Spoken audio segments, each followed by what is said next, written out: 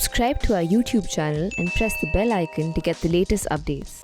In Cut the Clutter today, we are talking about two developments on the political front, domestic political front, which might look unconnected, but we will also explain to you why we can indeed draw a good connection. So one obviously is the departure of Shiromani Akali Dal, the most loyal ally of the BJP so far in NDA. They've left in protest against the three farmers bills. There is also at the same time the passing away of Jaswant Singh, one of the titans of the Vajpayee era. He's gone away and that also marks the end of an era. So first of all, the Akali Dal's departure. Now two things have happened in the last several months. One, Shiv Sena left the NDA and actually went exactly in the opposition, joined hands with the Congress party. Akali Dal hasn't gone that far yet. The Akali Dal initially thought it could get away by just withdrawing its minister from the reunion cabinet, that is Harsimrat Kaur Badal, one of its two elected MPs from Punjab. But when that didn't work, obviously farmers or the voter base that the Akali Dal relies on in Punjab was not convinced by that because it looked too hypocritical. Then they decided to withdraw from the NDA. Now, why is this important? Because Akali Dal only had two MPs in this Lok Sabha. The last one also they had done very poorly. They had also failed to get their votes transferred to the BJP.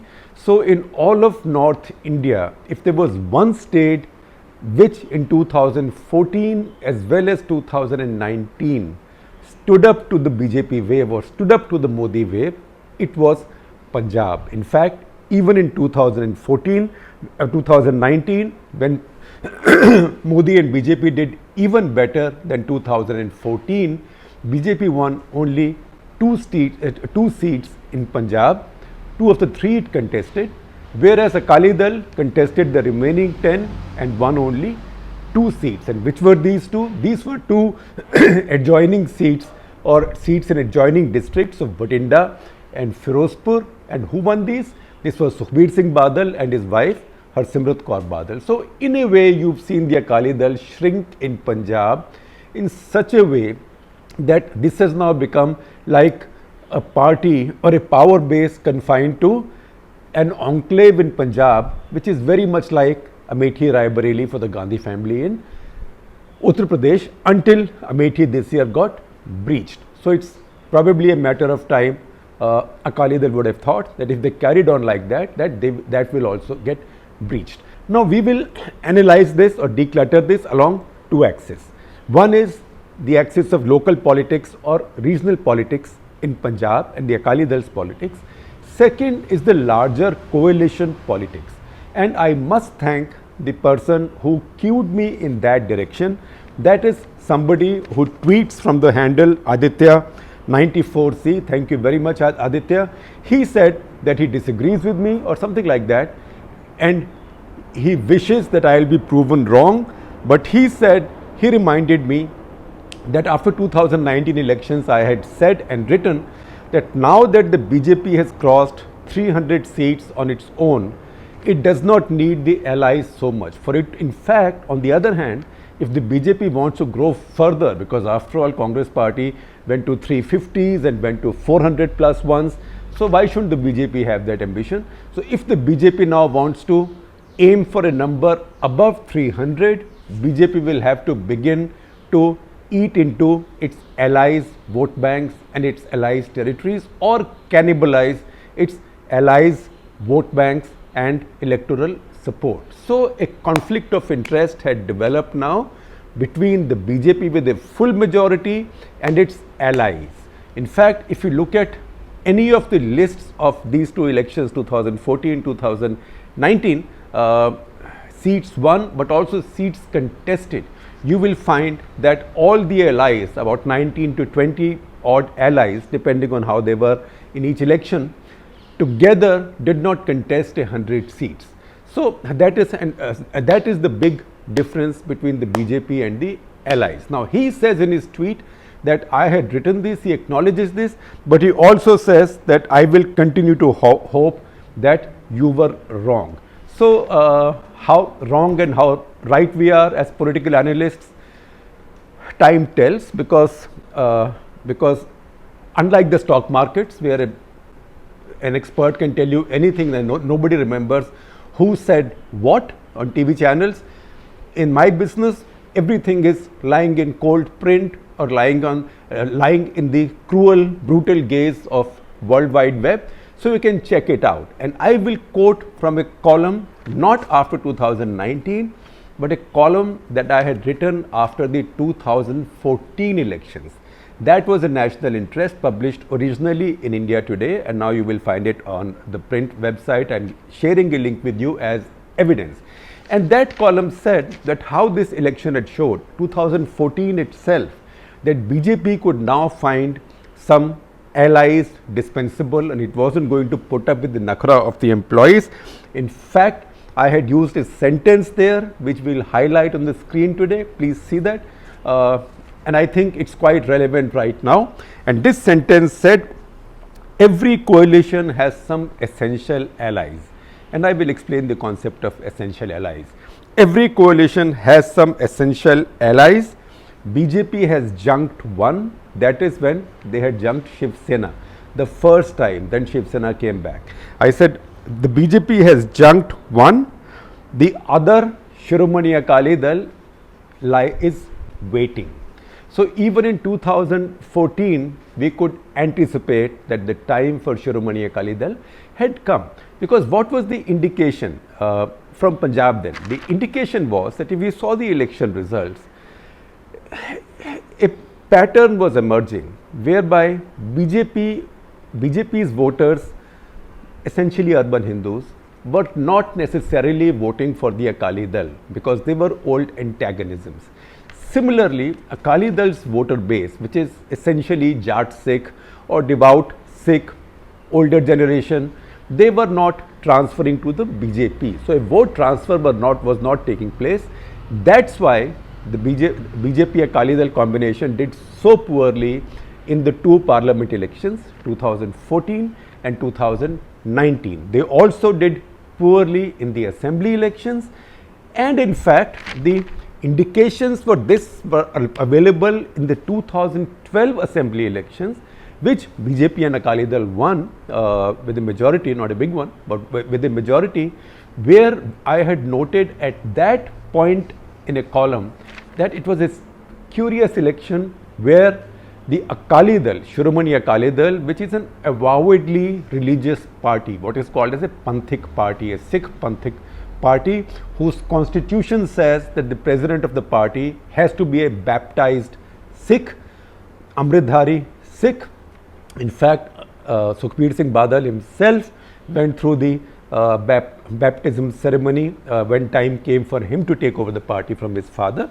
A party like that had got more Hindus elected on its ticket in 2012 than the BJP, which is an avowedly Hindu party, or the Congress, which is supposedly a secular party, but in Punjab gets more of the Hindu vote than Sikh vote. So you could see that to the extent that vote transfer was taking place in Punjab, BJP was able to get its vote, some of its vote transferred to the Akali Dal, but Akali Dal was not able to get its own vote transferred to the BJP, because if it could, then in 2014 as well as 19, the BJP would not have had to suffer the humiliation of losing Amritsar with Akalis there as their partners, while they had assigned two of their most high profile ministers and very popular, generally non-controversial people to contest in Amritsar, 2014 Arun Jaitley and 2019 Hardeep Singh Puri.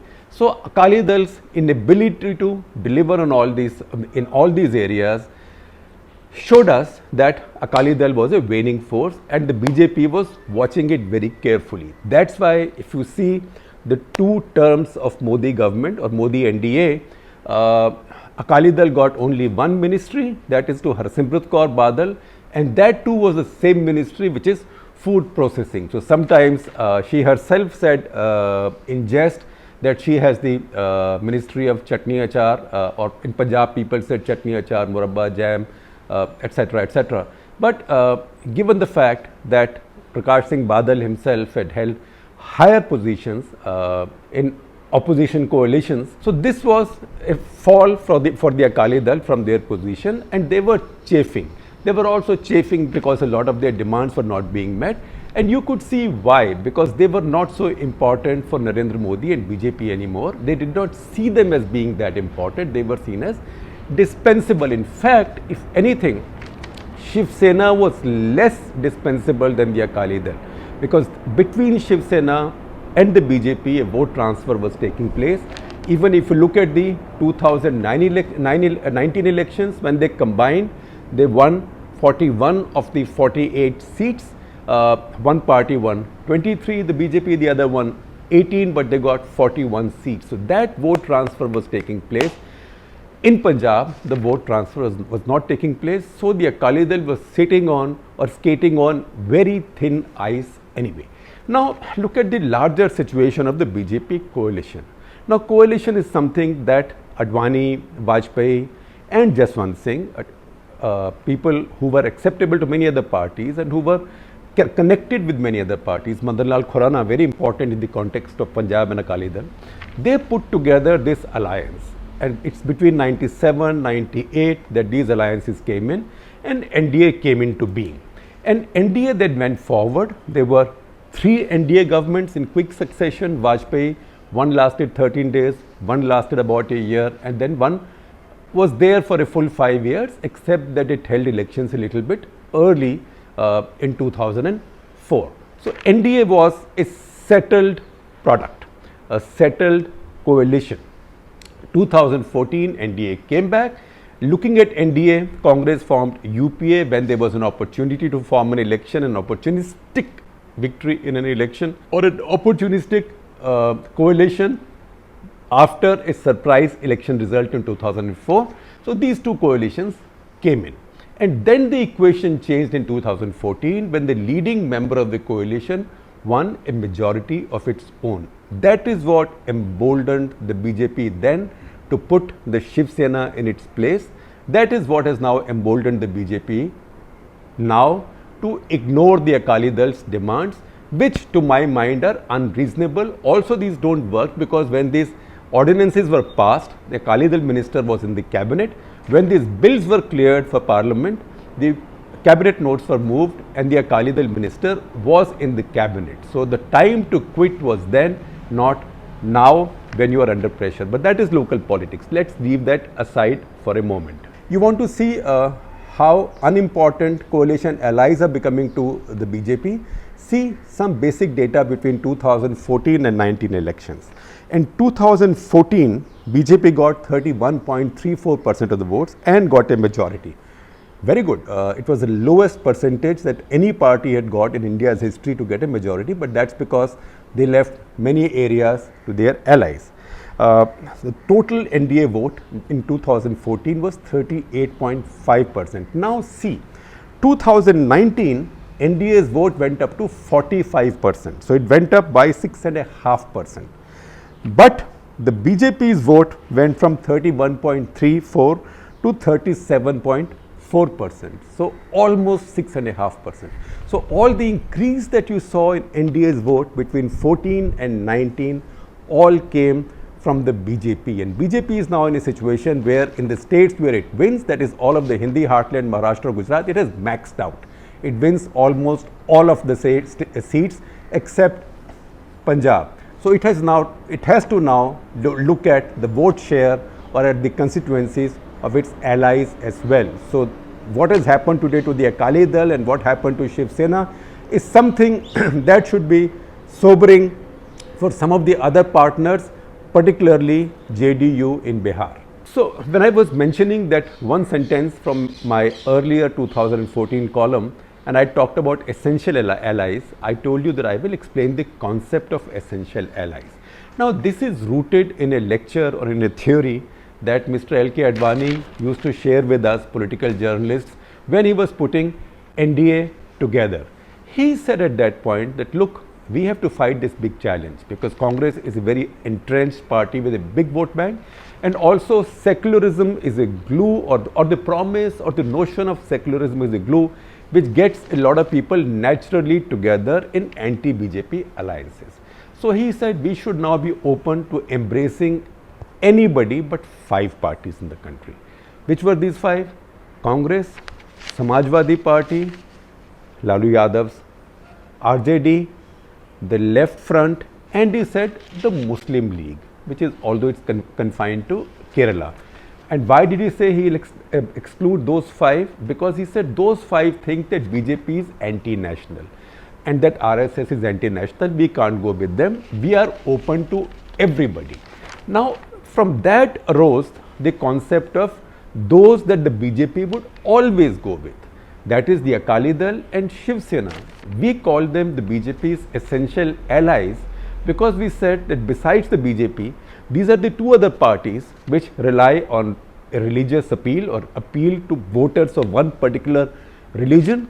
And also these 2 parties, BJP at least claims to be secular, but these 2 parties have no pretense of even being secular. We mentioned to you Akali Dal is a religious party with a religious symbol, and Shiv Sena itself never made any bones of the fact that it saw itself as a Hindu party or a Hindutva party.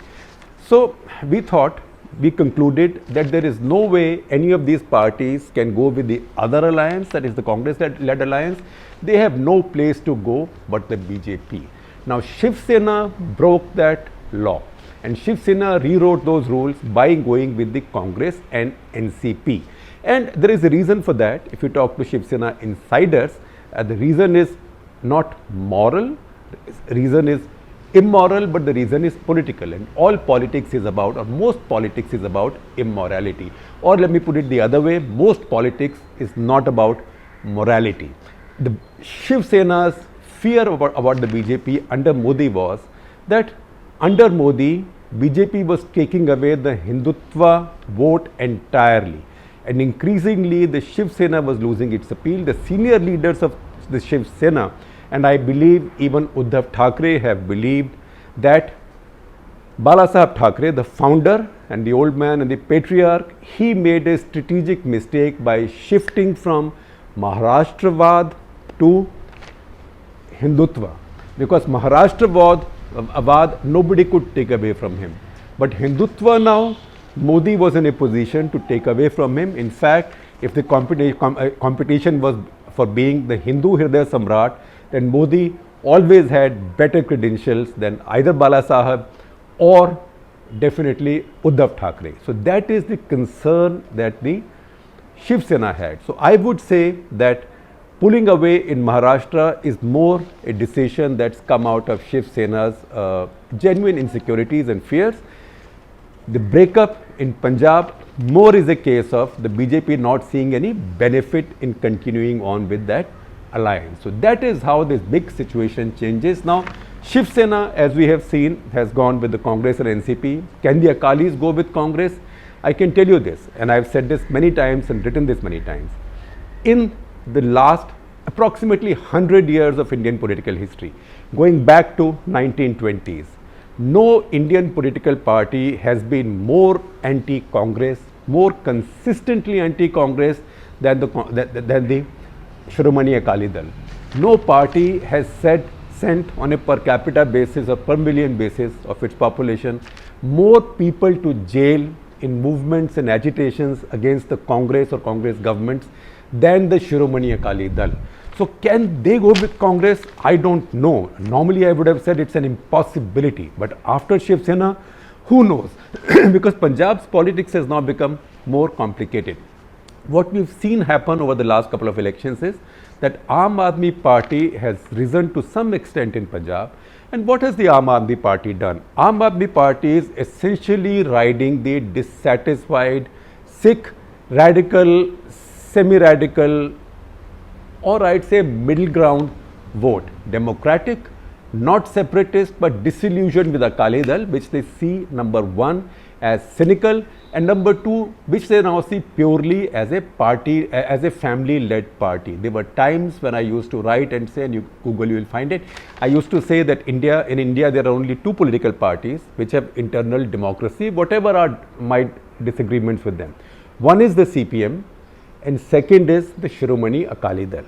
Now Shiromani Akali Dal, and we had differences with the way they deferred to the Akal Takht and their clergy, etc. But that is besides the point. They had internal democracy.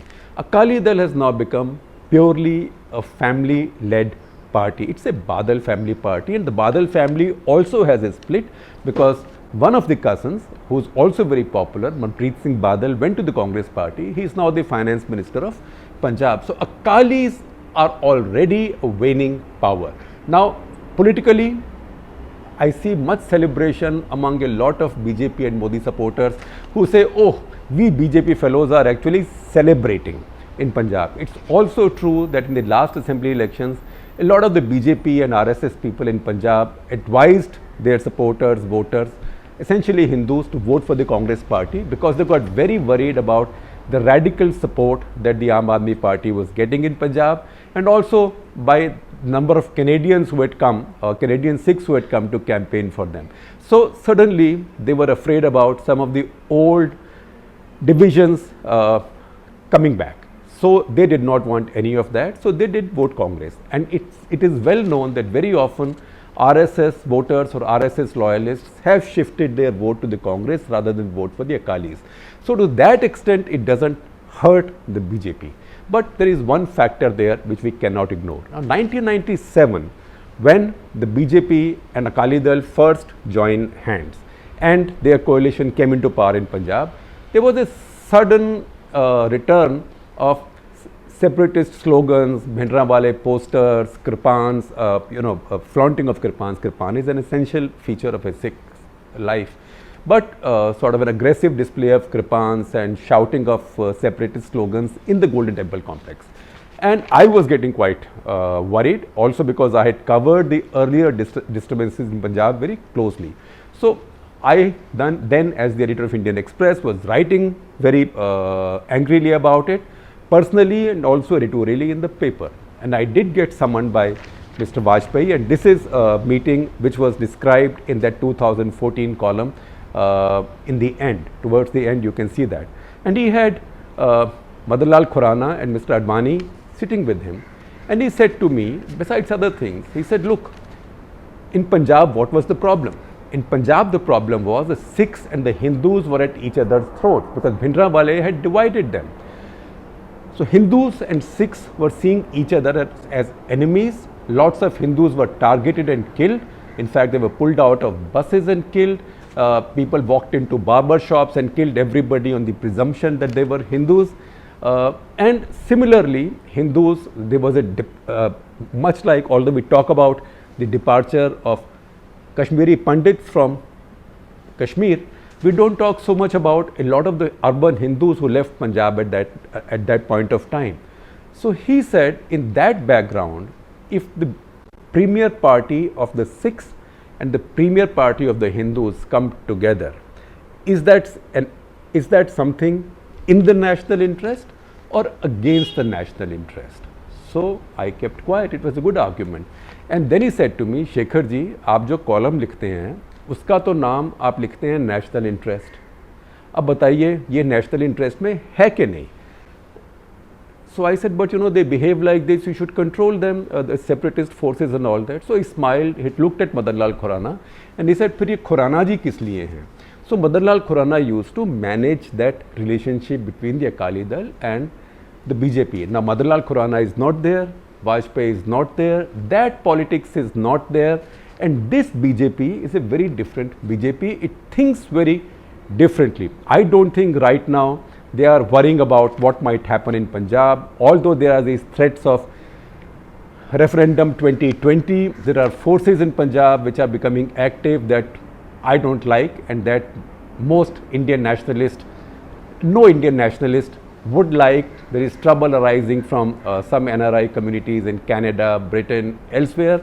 These are things that are worth watching. So I would have said that in the larger national interest, we would have benefited if this coalition had carried on. Now what happens in Punjab politics, we'll talk about in times to come, because Punjab now has a three-party situation. There is Congress party, but only as long as Amrinder Singh is there. I will say that again. There is Aam Aadmi Party and there is the Akali Dal. Now, Aam Aadmi Party and the Akali Dal will fight for essentially the same voter base, which is the Sikh voter base. And then there is the BJP, which will have the urban Hindus. So that leaves Punjab very divided. So either you will have a situation where urban Hindus will continue voting for the Congress, and with others, Dalits, Punjab has a very high Dalit percentage, that party will rule the state, or maybe at some point any of the, either the Akali Dal will go with one of the other parties, or maybe Aam Aadmi Party will go with one of the other parties. So Punjab politics will now be open from the next election onwards. And finally, my passing tribute to Mr. Jaswant Singh. We learned a lot from him. We learned a lot from him on diplomacy, on strategic thinking. In fact, his big regret was that India does not have a strategic culture, but also decency and good form and the ability to handle a disagreement in a good way, in a healthy way. With his departure, I would say one more big wicket from the Vajpayee era has gone. Now, if you look at our political, BJP political system, right now I'd say there are only two prominent persons from Vajpayee's times, that is Mr. Rajnath Singh, Defence Minister, and Nitin Gadkari, who is Highways Minister. There is Venkaiah Naidu, but he is now Vice President, and to that extent supposedly apolitical. So the Vajpayee era is over, or I would say for the BJP, and I would say the Vajpayee, Advani, Jaswant Singh era is over for the National Democratic Alliance. And finally, I know you will read thousands of words written on Jaswant Singh. If I may sum up my own understanding of Jaswant Singh in one line, Jaswant Singh was the last Indian liberal conservative. What do I mean? A conservative in the sense that he brought in a Hindu sensibility, a sensibility of Indian culture, etc., but liberal enough to embrace everybody, learn from everybody, not to interfere or intervene in anybody's way of life and thinking, and allow a healthy debate, and a genuine believer in free markets and free economy. In fact, I sometimes have thought that if when Jaswant Singh rose, the Swatantra Party was still around, he perhaps would have fitted Swatantra Party very well. He could have led it. He would have brought to Swatantra Party one thing it seemed it lacked in the 50s and 60s, which was a strong sense or a strong appeal to nationalism.